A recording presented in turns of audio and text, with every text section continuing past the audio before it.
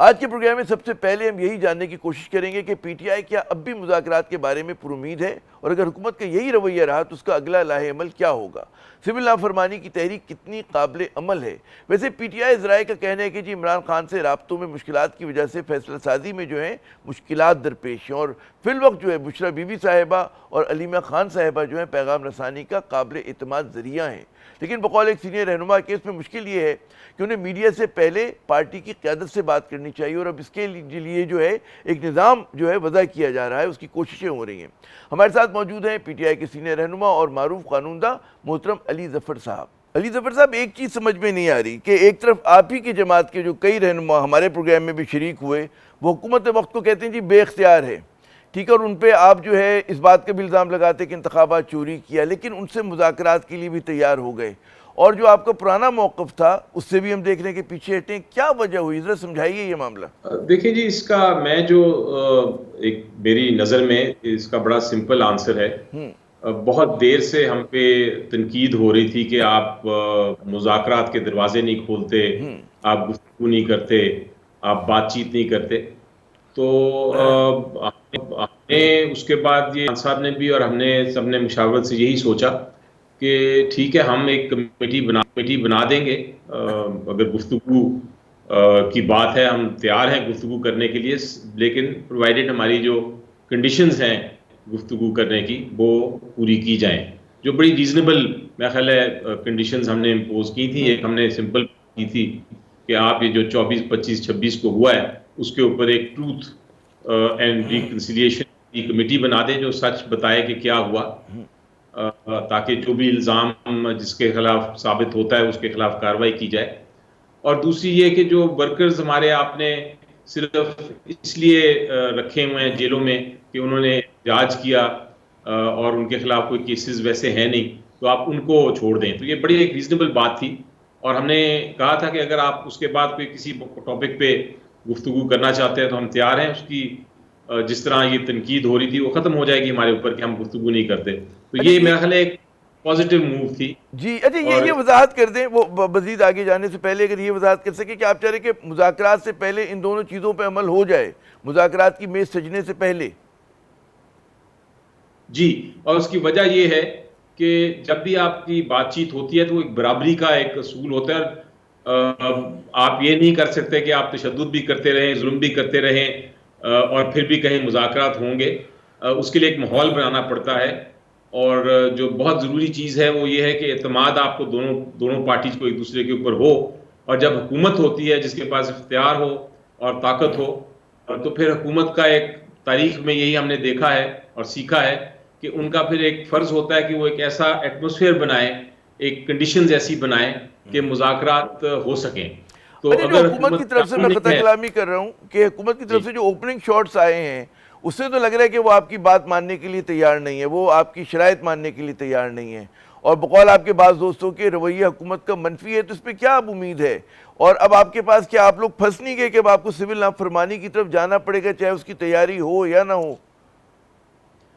دیکھیں، ہمیں اتنا پتہ ہے کہ اگر یہ ہم نے تو ایک طرح سے اپنی تنقید ختم کر دی، اب آپ دیکھیں آپ بھی تنقید نہیں کر رہے ہمارے اوپر کہ آپ گفتگو نہیں کرتے۔ ہم نے ایک آپشن دی تھی، اگر حکومت نہیں لینا چاہتی تو ان کی مرضی ہے، ہم نے دروازے کھولے ہیں، ہم نے کوئی ریکویسٹ نہیں کی کہ ہمارے ساتھ نیگوشیٹ کریں، اور اگر وہ نہیں اس دروازے کے اندر آنا چاہتے اور اپنی وہ نہیں بات چیت کرنا چاہتے ان کی مرضی ہے، لیکن ہمارے پاس بہت سیریس قسم کی اس وقت اسٹریٹجی ہے، اور نہ صرف یہ سول ڈس اوبیڈینس ہے بٹ اس میں 5-6 سٹیپس ہم نے آلریڈی ڈسکس آپس میں بھی کر لیے ہیں، اور اس کے اوپر ہم کام بھی کریں گے، اور وہ مشکل میں ڈال دے گی اس حکومت کو سیاسی طور پہ۔ قانونی جنگ تو ہم لڑ ہی رہے ہیں، اور آپ دیکھ رہے ہیں کہ قانونی طور پہ ہم عدالتوں سے کیسز آہستہ آہستہ جیت رہے ہیں، نیچے سے وہ ہمارے اوپر حملہ کرتے ہیں، ججمنٹس لے لیتے ہیں ہمارے خلاف، لیکن اوپر سے ہائی کورٹ سے، سپیریئر کورٹ سے، میں سپریم آپ کورٹ سے جو آپ اقدامات اٹھا رہے ہیں میں اس پہ آتا ہوں۔ اگلا میرا سوال اقدامات ہی کے حوالے سے ہوگا، جو آپ نے 5-6 سٹیپس کی بات کی۔ اس سے پہلے یہ بتائیے کہ کیا ابھی بھی کہیں پر کوئی ایک مبہم سی امید مذاکرات ہو جائیں گے، حکومت ایک دم تیار ہو جائے گی؟ کوئی امید ہے آپ کو؟ کہیں نظر آ رہا ہے کوئی اشارہ؟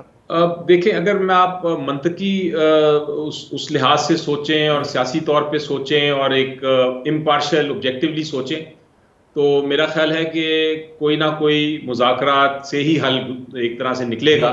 یہی دیکھا جاتا ہے کہ ذاتی طور پہ میں سمجھتا ہوں کہ ہر چیز کا حل بات چیت سے ہوتا ہے, اور جب سیاسی جماعتیں بیٹھ جائیں ایک جگہ پہ تو پھر مشکل سے مشکل سچویشن سے وہ کوئی نہ کوئی حل نکال لیتی ہیں. تو کبھی نہ کبھی تو انشاءاللہ ہوگا, لیکن فی الحال جس طرح میں نے کہا کہ جب تک یہ کنڈیشنز نہیں مانتی حکومت اور ان کو سمجھ نہیں آتی کہ باقی نیشن کے ملک کے انٹرسٹ میں کیا ہے, تب تک فی الحال مجھے نہیں لگتا کہ جو کسی طرح آپ کے نے فرمایا کہ جی کبھی نہ کبھی ہوگا, تو اس کا مطلب ہے کہ مستقبل قریب میں تو ہونے کے آثار نہیں ہیں, تو وہ ظاہر ہے کبھی نہ کبھی تو ظاہر ہے کہ ہوں گے ہی مذاکرات. دیکھیں میں نے, آپ بھی طالب علم ہیں تاریخ کے, میں بھی تاریخ پڑھی ہے, جب تبدیلی آنے لگے یا کا کوئی ایشو سالو ہونے لگے تو پھر ایک دن میں بھی ہو سکتا ہے, اس لیے ٹائم پیریڈ آپ نہیں لگا سکتے اس کے اوپر, کسی وقت بھی ہو سکتا ہے, لیکن آج کے دن بیٹھے ہوئے نظر نہیں آتا.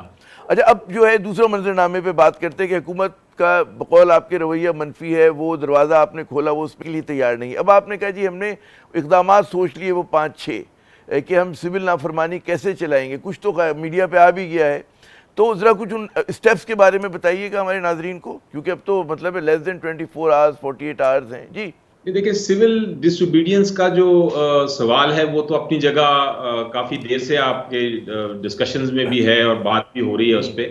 وہ تو آبویسلی جو خان صاحب نے جس طرح کہا ہے کہ اس کی پہلی سٹیپ تو وہ ایڈریس کریں گے ریکویسٹ جو ان کی ہے اوورسیز پاکستانیز کو, سب سے پہلے تو ریکویسٹ وہاں کریں گے اور اس کی شروعات ہوگی.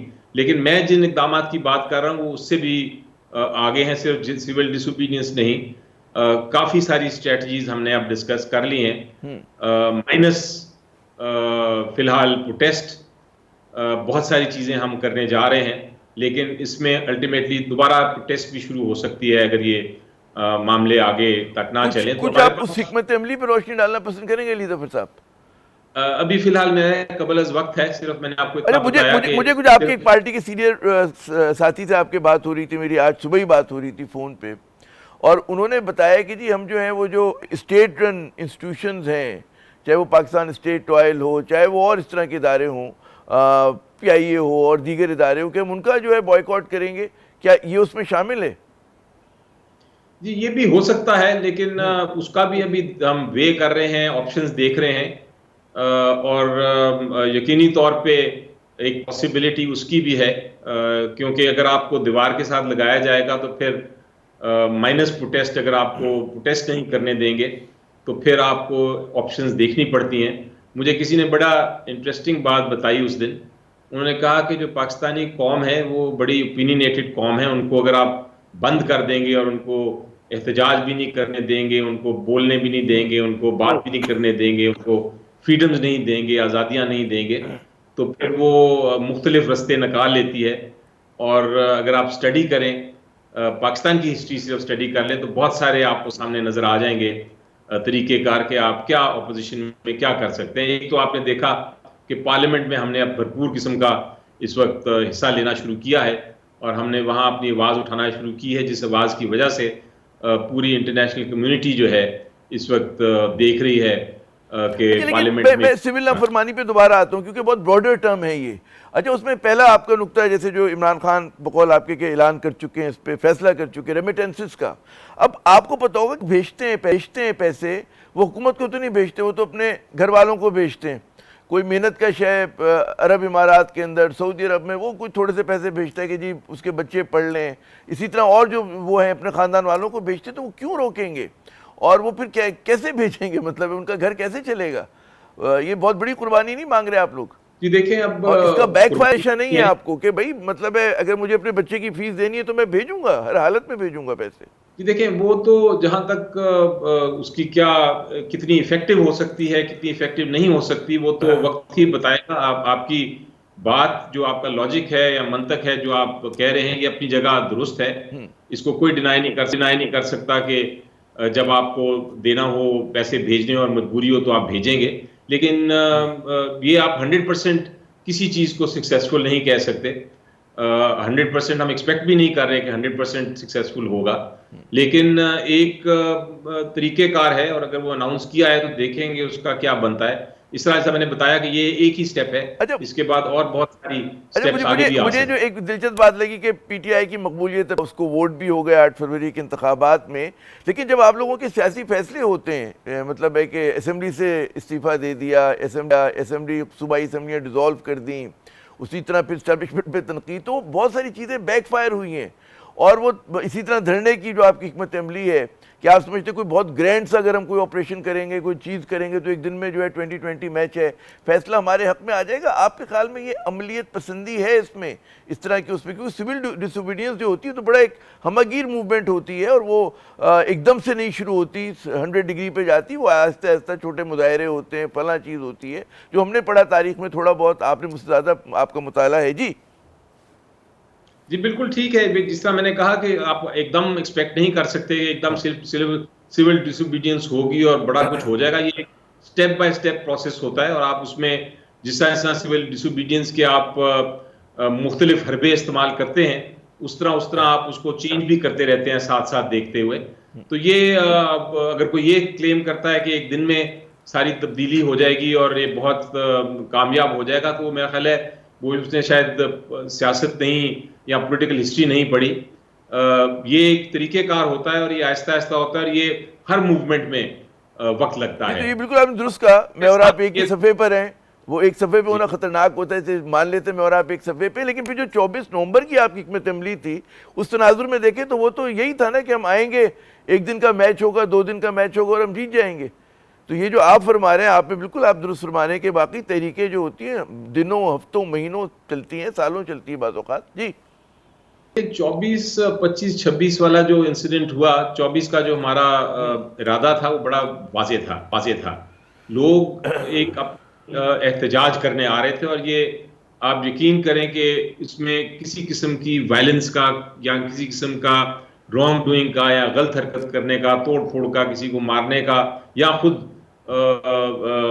ہمارے اوپر تشدد ہونے کا کسی کو کسی قسم کا خیال نہیں تھا. صرف ایک پروٹیسٹ کا ایم تھا، جس طرح آپ باہر کے ملکوں میں بھی دیکھتے ہیں کہ ایک پروٹیسٹ ہوتی ہے، خاص پوائنٹ تک آتے ہیں، سپیچز ہوتی ہیں اور وہ ختم ہو جاتا ہے.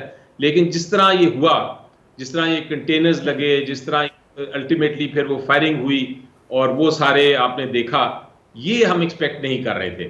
تو سوال یہ آتا ہے کہ آپ نے حکومت میں ہوتے ہوئے کس طرح اپنے لوگوں پہ آپ نے گولیاں برسائیں، ان کو شہید کیا، انجر کیا. یہ سوال زیادہ اہم ہے.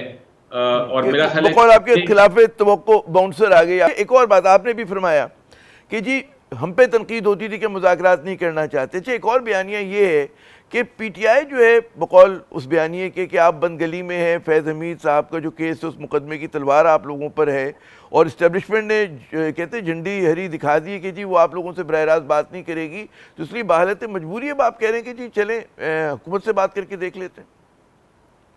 جی پہلی بات تو اس بات میں صداقت نہیں ہے. ہمارے خیال سے جس طرح چرچل نے بھی کہا تھا کہ جب آپ وکٹوریس ہوں تو آپ یونینمس ہوں، تو ہمارے مطابق ہماری جیت ہے، کیونکہ ابھی تک قوم ہمارے ساتھ ہے.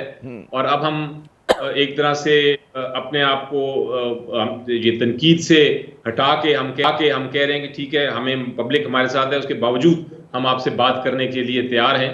اس کو کمزوری اگر کوئی سمجھتا ہے تو وہ ان کی میرا خیال ہے ان کو سمجھ نہیں آئی ہماری اس جیسچر کی.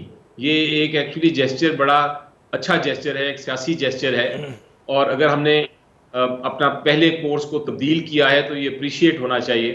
یہ نہیں کہ اس کو یہ سمجھیں وہ کہ ہماری کوئی ویکنیس ہے یا کمزوری ہے. جو کمزوری سمجھتا ہے وہ خود کمزور ہوتا ہے. ان کو سمجھنا چاہیے کہ یہ ایک اپوزیشن ہے اور سب سے بڑی جماعت ہے پارلیمنٹ میں بھی اور باہر بھی پارلیمنٹ میں. اچھا میرے دو بڑے اہم سوال میں چاہوں گا کہ کیونکہ سیگمنٹ کا وقت ختم ہو رہا ہے. ایک تو یہ بتائیے کہ کیا وجہ ہے کہ پی ٹی آئی بدستور سولو فلائٹ پر ہے، اور جبکہ ہم دیکھتے ہیں کہ کئی گروپس ایسے ہیں کہ جو ناراض ہیں حکومت سے، سیاسی جماعتیں ہیں اور گروپس ہیں.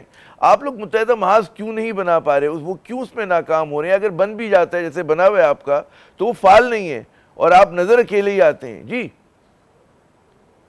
یہ بھی ایک بڑی اہم اسٹریٹجی ہے، اور میرا خیال ہے اسٹریٹجی پہ کام ہمیں مزید کرنے کی ضرورت ہے یقینی طور پہ. اور وہ یہ ہے کہ جب آپ اپوزیشن میں ایک پارٹی ہوتے ہیں تو باقی اپوزیشن کی بھی بے شک چھوٹی جماعتیں ہوں، بڑی جماعتیں ہوں، آپ ان کو اپوزیشن کو ساتھ ملا کے ایک زیادہ بہتر اپوزیشن کر سکتے ہیں. تو اس پہ ہمیں یقینی طور پہ مزید کام کرنے کی ضرورت ہے. لیکن اگر وہ ہمارے ساتھ کوئی اپوزیشن نہیں آنا چاہتی تو ہم نے تو ایک طرح سے جہاد شروع کی ہوئی ہے اور ہم کرتے رہیں گے. یہی ہمارے سپورٹرز کی، ہمارے ورکرز کی ڈیمانڈ ہے. اگر پبلک میں جاتا ہوں تو وہ یہی پوچھتے ہیں کہ جناب آپ کیا اسٹریٹجی کر رہے ہیں. وہ ہمیں انتظار نہیں کرنے دیں گے کہ ہم پہلے باقی اپوزیشن کے ساتھ مل کے ایک الائنس بنا کے کریں. لیکن آپ کی بات ضرور درست ہے کہ ہمیں اس پہ کام کرنا زیادہ چاہیے، اچھا کیونکہ اس سے ایک زیادہ اسٹرینتھ بنتی ہے. درست strength in unity is always important. درست. اچھا مجھے یہ بتائیے، میری وہی آپ کے جو ایک سینئر رہنما سے بات ہوئی تو انہوں نے کہا کہ جی جب ایک فیصلہ کرنے میں ہمیں دقت یوں آ رہی ہے کہ عمران خان سے جو ہے سیاسی قیادت کی مذاکرات نہیں ہو پاتے. اگر مذاکرات ہوتے ہیں تو 2-3 لوگ کھڑے ہوتے ہیں، چیزیں ریکارڈ ہو رہی ہوتی ہیں، تو اس میں جو ہے ان کے خاندان کے افراد جو ہیں، بشرا بی بی صاحبہ ہو گئی، ان کی جو بیگم ہیں اور ان کی جو ہمشیرہ ہیں علیمہ خان صاحبہ، وہ واحد ذریعہ ہیں.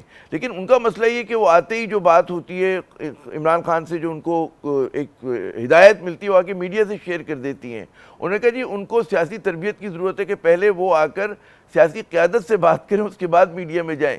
کیوں اس چیز پہ روشنی ڈالیں گے؟ یہ کوئی ایشو ہے آپ کی پارٹی میں اس وقت ایسا؟ جی میرا نہیں خیال. یہ جو ایشو تو ضرور ہے کہ کیونکہ میں خود جاتا ہوں ہر ہفتے میں 2 بار. کوشش ہوتی ہے کہ عمران خان صاحب سے جیل میں ملاقات ہو اور ان سے جو سیاست پہ بھی اور قانونی پہلو پہ بھی اور جو پارٹی ایشوز ہیں ان پہ بھی ڈسکشن ہو.